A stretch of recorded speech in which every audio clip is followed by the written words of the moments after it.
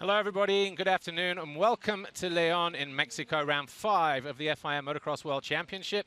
And welcome to our MXGP TV studio show, where my guests today will be Thomas Covington, Bobryshev, and the team manager from Wilvo Standing Construct Yamaha, Tim Matthijs. Before we talk to Thomas though, let's have a quick recap as to what happened in Patagonia 1 week ago. Here's highlights from MX2 Race 2. There were some nervous looks on some of the faces of the riders as they lined up for race 2, but as soon as the gate dropped and the goggles were on, they charged into turn 1 without a care in the world. And once again, it was Anstey who grabbed a foxhole shot, but he ran wide, allowing the Tonkov machine to come through on the 59 Yamaha. Hurlings was right there behind him in second, and by the time they reached turn 6 and 7, Hurlings was through and leading once again. Anstey was in a frantic battle inside the top 5, giving chase to Tonkov. Made a move alongside the Russian, but couldn't quite make the pass stick here. Had to wait just a little bit longer as Jeremy Seewer and Paul Jonas gave chase as well. 5 riders battling for second position. Bernardini bringing up the rear. Paul Jonas struck from out of nowhere, went from 4th to 2nd briefly before Tonkov found his way back through, and so too did Anstey. It was frantic action all the way through in MX2. Tonkov still held on for 2nd. Anstey was 3rd. Jonas 4th. Seewer right there as well in 5th. And eventually, Anstey's luck ran out. Came over the finish line, landed. A mechanical problem had to cut across the face of Jonas, who was lucky not to collect the Brit. Meanwhile, Seewer was lucky not to go down as he caught the rear wheel of Jonas through one of the high-speed parts of the racetrack, and that left him in the clutches of the 3-2-1 Samuele Bernardini. So he'd gone from challenging for 3rd and was almost being pushed back to 6th. In fact, he was for a couple of corners. He had to work hard to fend off the challenge from Bernardini. Eventually, though, he found himself getting clear of the TM rider. Got himself back onto the rear wheel of Tonkov on the Yamaha. Made that pass to get himself into 3rd, and then went back after Jonas. Jonas then made a mistake, and it was an easy pass in the end for the Suzuki rider as he found his way into 2nd just after the halfway point. Tonkov also then found his way past the fading number 41 of Paul Jonas, got himself into 3rd as Benoit Pacharel also tried his luck, but he would have to settle for 5th. But in the end, though, it was Jeffrey Hurlings who this weekend made history once more by claiming his 100th race win, and with it his 51st career victory in MX2, and with it his first ever on South American soil here in Patagonia. Seewer 2nd, Tonkov 3rd, and what a great weekend it was for Bernardini and TN coming home in 4th. But Hurlings still undefeated in 2016. Seewer and Tonkov, they are 2nd and 3rd in the championship as Jonas drops to 4th. But Hurlings, though, still leads going into round 5 in Leon.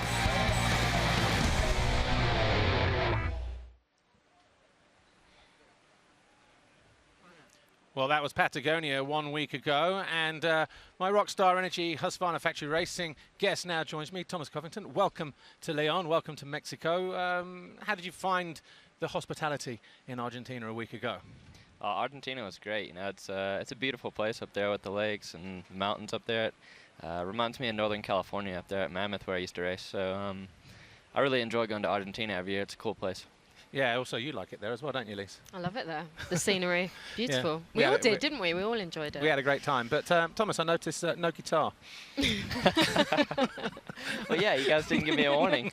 I was looking forward to that. I know, but not the usual first question. But maybe next time. Yeah. But you've had time to fly home between Patagonia and Mexico this week. How is it just reconnecting with the family? I bet it was much needed for you, wasn't it? Yeah, it's really good. I haven't been there since before Christmas, so it's good to see the whole family and catch up with everyone and sort of get recharged before the next race here in Mexico. How would you describe your start to the season? Pretty rough, really rough actually. In Qatar, had a technical problem in qualifying, and then a couple crashes in the motos, and then in Thailand, I ended up getting food poisoning just the night before the race, so struggled there as well. And then I was testing the week before Valkenswaard, trying to get the bike set up for the sand, and just caught my foot pegs on some ruts going off a jump and ended up breaking off the end of my tibia down there near my ankle. So just trying to get that healed up. I haven't really been able to do any training during the week, just trying to tough it out on the weekends at the races. One of the races in Thailand that we're looking at here, you didn't finish, but the second race you're running up front for quite a while, 4th and 5th in that neck of the woods.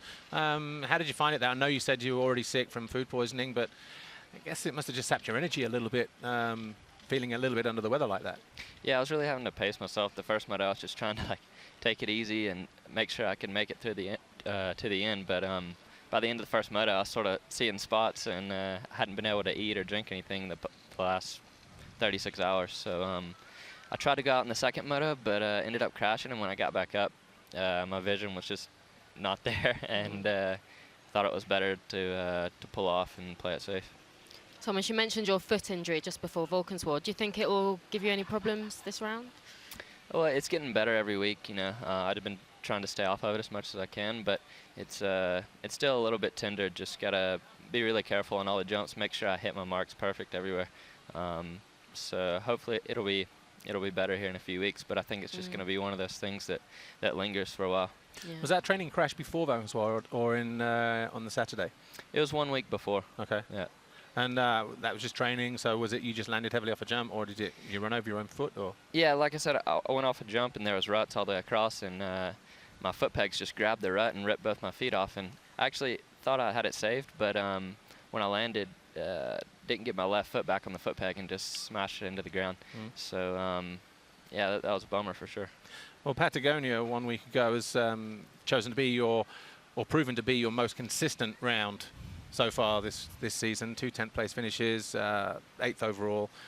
I guess it could have been better, but what were some of the problems there apart from the ankle? Was it bad starts or? Yeah, I came out. I got a really good start in the first moto. I was second there behind Max, and then went back to 4th, and I was running there most of the moto. Had a good battle with Sewer, but when I was trying to pass Jeremy back there on that on off there before the finish, I just landed wrong off the last one and kind of jammed my ankle again, and it was just tender the rest of the day. So that's what was really holding me back last weekend. What about the track itself? Favourite from everybody last year, and I think this year comments were equally as favouring the track. Same for you? Yeah, for sure. The track's, I think it's one of the best ones we go to all year. So I'm always pumped to go there. Well, in terms of this place, we're just looking at a little bit of water going down on the track here. It's pretty dry, it's pretty warm here, but this place was good to you last year, wasn't it? Yeah, sure. You won here. Is it a track you feel you can do well on again, despite the injuries that you're carrying at the moment? Yeah, I think I'll have another solid weekend here. Just get some good starts and 2 solid motos. Try not to be too hard on the ankle, land off all the jumps perfect, and I should be fine. Just going to tape it up real good, and I've always got a good feeling here on this track. Well, just looking at footage from that last year, second moto, not only a race win, but the overall Grand Prix victory. What was going through your mind in those last couple of laps? Yeah, I really had no idea I was going to win the overall of the GP. I was just pumped that I got a moto win. Yeah. And I started walking up here to the podium where we're sitting now, and I was like, what place did I get overall? Where do I stand? Yeah. And everyone's like, dude, you won. So I couldn't believe it. You were trying to get a free upgrade on the flight the next day because he was a GP winner. I remember that. Yeah. Yeah, excuse me, do you know who I am? Yeah. That's Covington with a C. I remember that. Yeah. How much are you looking forward to the final 2 GPs of the year in the USA? Oh, those are going to be great. Yeah. The one on the East Coast is close to where I grew up in Alabama, and then the one on the West Coast, that's where I've been living the last 5 years. So looking forward to having a lot of friends and family there those 2 weeks, and hopefully I can put it on the box there. Okay. I believe we've got some social media cues. Yep, we have social media from RacerX221 on Instagram. He says Skinny Ud or Charlie Daniels Band. Now, I actually don't know what Skinny Ud is. Okay. And I don't even know how to pronounce it. Okay, so it's what is that? It's Skinnerd. Yeah. Skinnerd.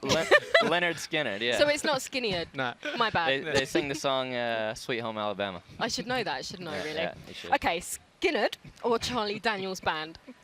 I'm more of a Skinner guy myself. Just, yeah, for sure Skinner all the way. Charlie Daniels Band, Devil Goes Down to Georgia, that's always a classic, but Yeah, Skinner's one of my all-time favorites. Is there a particular reason why somebody might have suggested that question? Have you got into an argument with anybody over that in recent years or not? Well, I posted the video of me playing at our team presentation earlier in the year of me playing, and someone sent me a message. Maybe it was this guy. I can't remember. He said, "Man, I thought you'd be more of like a Southern rock Skinner type guy." Skinny Yeah, Skinny Erd, yeah. Skinny Ud. Okay, from MX Justin, what does music mean to you, and who is your favourite artist? Yeah, my favorite artist right now is Jason Isbell. He's also from Alabama, singer-songwriter. I play a lot of his songs when I'm not training and writing. You know, it's playing guitar and piano is just a good way to you know, relax after I'm done training for the day. Something different to do, just to get away from it. Yeah. And I think it's important to have another hobby other than your job, you know, because racing and training every day, I mean, it is a lot of fun, but at one point it becomes your job, and it gets pretty monotonous at times. So it's cool to have something different to do. The artist you just mentioned there, what kind of genre is that? Is that country? Is that your favorite? Yeah, it's like country, rock, somewhere in there, blues. I have to listen to them. I feel like I'm missing out a bit. Oh, you are. Yeah. Before you go, how are you getting on with your teammate, Max? Oh, it's been really good. We've been having a good time the whole off season, beginning of the year. We've both had some really bad luck beginning of the season. Yeah.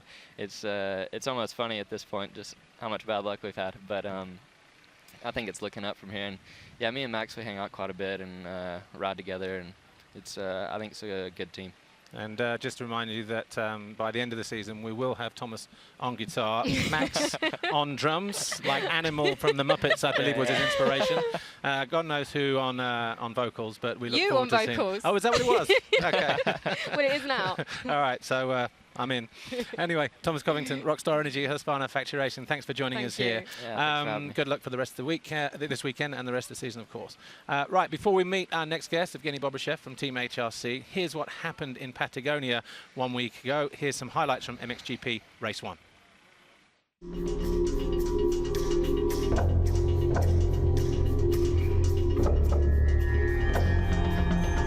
When the gate dropped for MXGP Race 1, it was Max Nagel who thought he claimed the foxhole shot, but Kai Rowley stole it by the narrowest of margins and took the lead early in Race 1. Fevre made a bad start, and then by turn 7, he was down again, and the championship leader had to work hard just to get back on terms with the lead bunch. By the end of the first lap, though, Nagel found his way past Kai Rowley. By the end of the start-finish straight, closed the door on the 222 and looked to move forward in the early stages of Race 1. Behind them was Bobryshev in third for HRC. Kai Rowley went after the Russian, couldn't do anything in the early stages. But then his moment came. Drove hard down the inside, got himself into second. Meanwhile, DeSalle and Geiser were going at it. They were in fourth and fifth, as Bobryshev found his way back down the inside of Kai Rowley in what was a titanic battle for second.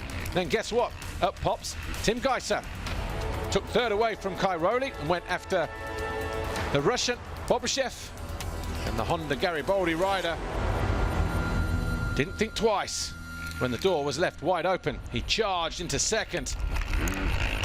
Kai Rowley all of a sudden found himself in fourth, as Van Horbik started his charge through the field as well to an eventual fifth place.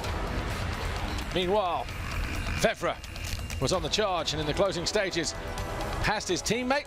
He then went after Sean Simpson, got himself into sixth place.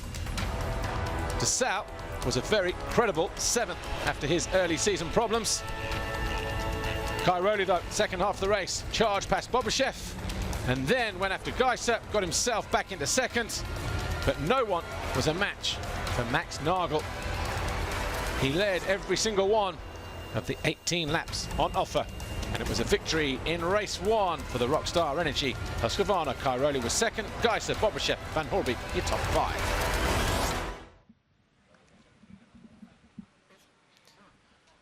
So that was Patagonia just 1 week ago. Some of the highlights from Race 1 and what was an epic weekend's racing for the MXGP riders. Well, not just MXGP, but also in MX2 as well. And one of the guys that featured heavily in that, as you saw from that clip in Race 1, Evgeny Bobryshev from Team HRC joins me now. And Evgeny, welcome to Leon, first of all. Before we talk about this weekend and the season so far, I heard you stayed a few days in Patagonia with the team, yes or no? Or was that just some other members? No, I left like on Monday. Really? Really early, so that's shame because I should stay there. But we had little time in the morning, like with my wife to, how you call this? Hiking, right? Hiking. Okay. Hiking, yeah, we were like walking around the lake. So we spent good time in the morning, but then we left here to Leon.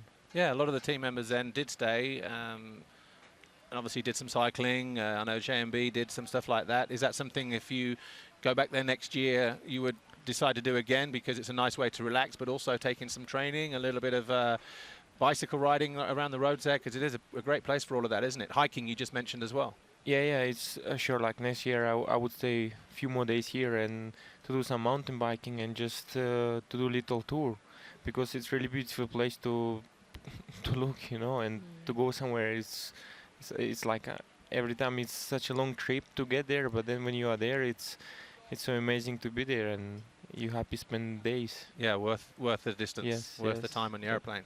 Okay, coming back to this weekend then, and also last year you were third overall in the championship in MXGP, your best season without doubt since becoming a pro racer. But you were also third overall here as well. Are you looking forward to being here again at this track and looking forward to do well? Yeah, it's like last year when everything well. I was third overall, like you mentioned, but like I feel good, you know, just a little bit high altitude, so we're a little bit struggling. But I mean, after the time practice, we find a way to improve, you know, the bikes, everything, so working well. And yeah, I'm ready. You know, I'm ready. Just need a good start, and yeah, I have everything to get on the podium. How is the track at the moment? At the moment, it's dry, so people watering, and it's okay. It's a little bit, you know, like they rip it a lot, and lots of deep ruts, which is easy to make a mistake. So you have to be focused 110%, and yeah, I hope they will not watering so much because it gets really slippery. And but yeah, just need to do today just top 5 at the qualifier race and be prepared for tomorrow, main day. Well, in terms of this year then, as we just mentioned, it was a great start to the season, particularly Qatar. Some great battles with you and Tim, the rookie in the season. What was it like racing with him so close in that first race? We have a clip here because it was great for us to watch. What was it like to be a part of? Because I know racers sometimes like to be in that kind of battle. No, it's always battling up front, especially with Tim, because he's you know, it's really nice battling because he's really clear, and yeah, like you see, we had little fun over there, but it's you know, like Qatar was a really good weekend, really, and I think for the spectators to watch us to racing and battling, it's because the track was everything, you know, made it really nice, and yeah, you had lots of places to overpass and to change the line. So that's how, you know, that's how it become the show, you know, I would say with the racing. But it was good also because you won the qualifying race. So how important was that? I know it was only qualifying, but to win the first race of the season, technically, was that important to you as well? Just knowing that actually that takes away the pressure now, a little bit. Yeah, sure. Like you know, first GP of the year and get first overall the qualifier race. It gives you lots of motivation, and you know, you become really strong. So yeah, like you say, qualifier race is another race. It's not a Sunday. So, but anyway, it's nice to win, even to get the pole position time practice. It's really already make you feel really good. Well, you've been pretty consistent during the season so far. Third at round 1, 4th, round 2, 6th, and then 7th last week. I know last week should have been better, but because of that crash in race 2. But what do you put the consistency down to this year? Is it your new trainer? Is it other things? More connectivity with the team? You know, how would you describe the new Bobby, if you want? Because okay, you were consistent last year, but it's already been very consistent this year. Yeah, like for sure we have done lots of work with the team. Really, you know, I feel comfortable with the bike, and I changed my training program. Now I'm working with Stefan Nusser, and we spent really good time over the winter for preparation in US. You know, we had every day is good weather, and we train every day since from November. So and for sure, like I feel stronger, and it's also the main thing is I feel good with the bike, like I say, because we've been testing a lot, suiting the bike for my style, and this year we have we improved a lot. So you know, like I really feel comfortable during the racing. And yeah, just you know, I want to come back to Argentina that second race, because really I was frustrated after this second race. I had a big kick on the takeoff of the jump, and I went over the bar, so I damaged my hand. And I mean now it's okay, but I had a big bruise and hematome, so bike was damaged, so it was difficult to. Is that the elbow as well? Yeah, but so I tape it. It's all bandaged up. Yeah, it's not so bad, you know, No. like. But yeah, I lost lots of points because I was lying on the third position. But you know, it's just a fifth round today, this weekend, and we still have a long season. So just need to be again consistent, and for sure I want to win. For sure that's in my head. So I will get some good weekends for sure, and hope to get there. You know. But last week in Patagonia, you did have a great battle between Roman and Tony. How was that for you, and do you like that kind of close racing? You mean like battling through the race? Yeah. Yeah, because what we saw was 1 minute. It was so close. You were leading, Tony led, Yeah. Roman was not Roman, but Tim, and the three of you always changing positions. It was great to watch. No, it is, but for sure it's the best. Like Max had, you know, had a big gap, so he could relax. And But it's not as entertaining though. That's the thing. But you get 25 points. Yes, you know, and you are not worrying really. Like if you make a little mistake or you have to change line, so you just follow like one line and really consistent. But races like this is also was fun for me, because we had a really clear race, and I think we had you know, nothing really was dirty, which is a really it's good respect. Yeah, it's good respect to each other. So like you see, and we had a really I think good show for you guys also. No, it was great to watch. Yeah. And I'm glad you enjoyed it as well.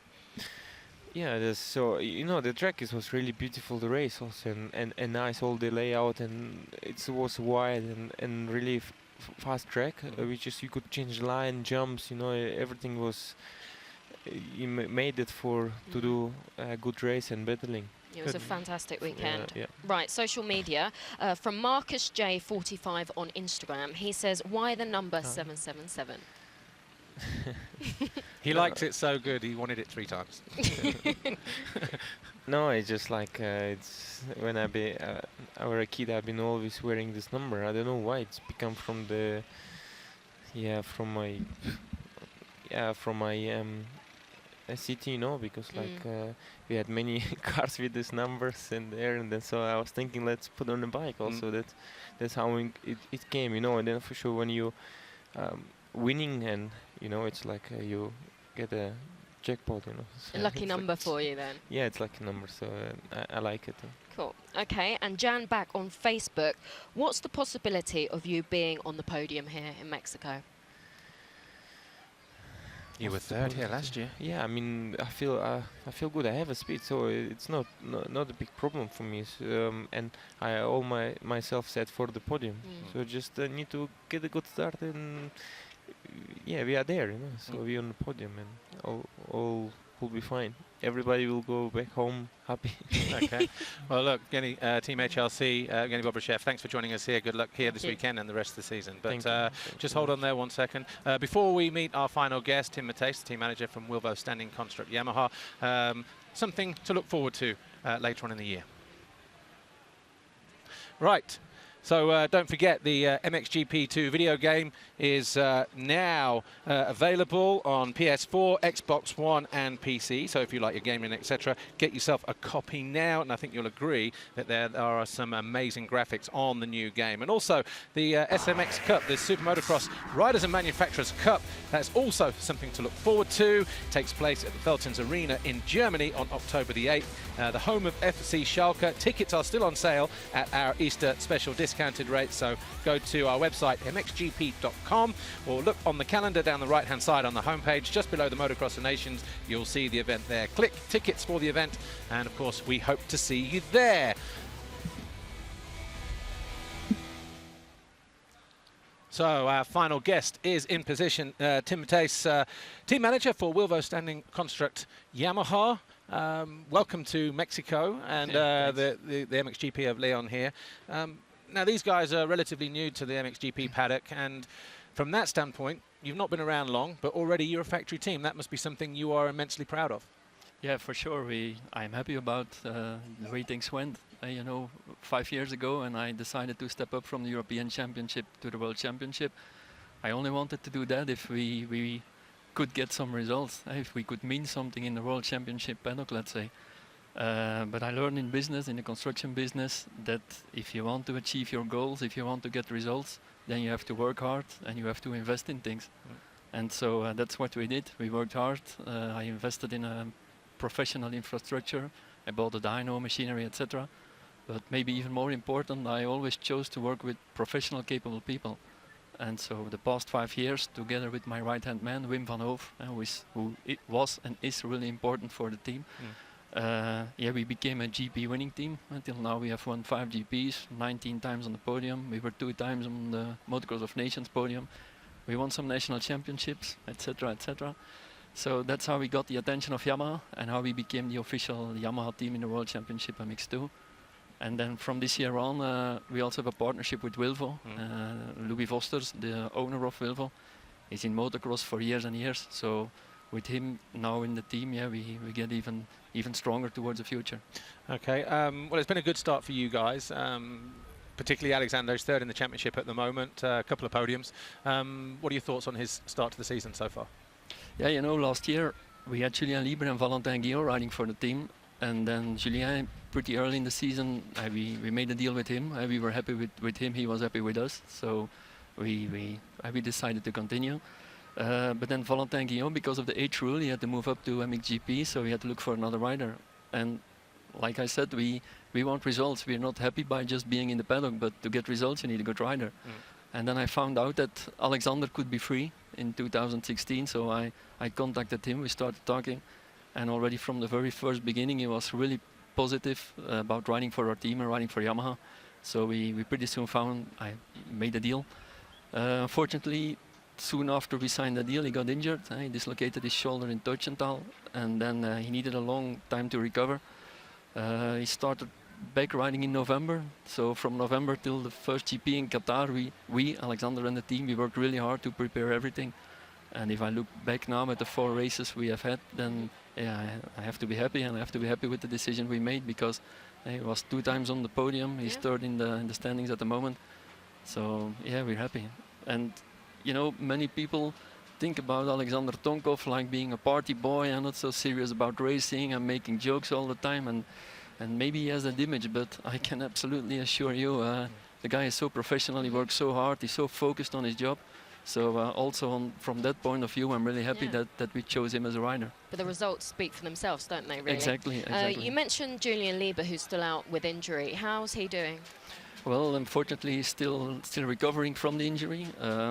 Last season, he got injured pretty early in the season, already in the GP of Qatar. Maybe you remember his hit on YouTube, let's say. He sustained a hip injury then. Later on, he got also on his second hip an injury.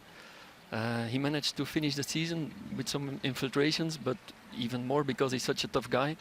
And then soon after the Motocross of Nations, he got some surgery. He had 2 or 3 months recovery time, but when he started riding again at the end of January, it turned out that he still had a lot of pain. So we went again to some other doctors, and he needed again some surgery, a long time to recover. So yeah, unfortunately, because Julien, for sure, a fit Julien Libre is a top 3 contender. And Julien has also made the choice not to come back before he's 100% fit. And as a team, we absolutely support this choice because it's in the interest of him and the team, Yamaha, Monster, all our partners. Well, unfortunately, we are out of time here, but obviously the stand-in for him, Alvin Osland, has done a great job as well, hasn't he? Just really, really quickly. For sure, yeah, for sure. You know, the first time I noticed Alvin was when he was riding the 125cc championship. And now we had to find a replacement rider for Julien. Alvin already was a Yamaha contracted rider. He did normally would do the European Championship with David Philippart's team, who is doing the youth program for Yamaha. So it was pretty easy to make a deal with him, let's say. And now we got this promotion 1 or maybe even 2 years earlier from the European to the World Championship. And you know, we didn't expect anything of him, only that he gave it a 100% effort. And the goal was to be in top 10 before the end of the season. And looking Valkenswaard, he was already 6th in general. So yeah, we're happy with him. Well, as I said, we are out of time. But Tim Matthijs, thanks for joining us here, Wilvo Standing Construct Yamaha team manager, and good luck for the rest.